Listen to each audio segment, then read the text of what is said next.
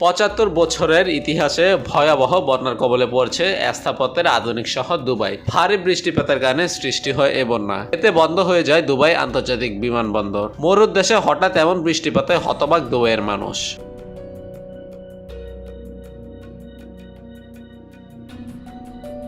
স্থানীয় সময় সোমবার রাত থেকে সেখানে বৃষ্টি শুরু হয়েছে। প্রায় ২০ মিলিমিটার বৃষ্টিতে দুবাইয়ের রাস্তাঘাট তলিয়ে গেছে। এছাড়া মঙ্গলবার সকাল ৯টায় ঝড়ের তীব্রতা বাড়তে থাকে এবং সারাদিন ধরে ঝড় বয়ে গেছে। এতে রানওয়ে থেকে শুরু করে বিমানবন্দরে ঢোকার রাস্তা, গাড়ি পার্কিং এর এলাকা সবই পানিতে তলিয়ে গেছে। ফলে বিমানের ওঠানামা বন্ধ হয়ে গেছে। পুরো শহরে যেন থমকে গেছে এতে।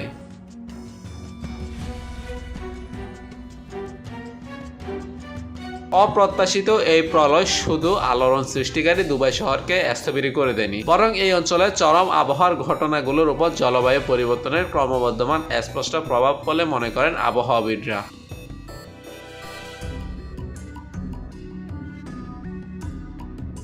দুবাইয়ে ভারী বৃষ্টি খুব একটা হয় না, সে কারণে স্বাভাবিকভাবে এ ধরনের দুর্যোগ দেখা যায় না খুব একটা। তবে হঠাৎ করে ভারী বৃষ্টিতে দেশটি বিপর্যস্ত হয়ে পড়ায় প্রশ্ন উঠতে শুরু করেছে বিশ্ব উষ্ণায়ন এবং সার্বিক জলবায়ু পরিবর্তন নিয়ে। বিশ্বের অনেক দেশে জলবায়ু পরিবর্তনের কারণে আবহাওয়া চরম বিপর্যয় শুরু হয়েছে।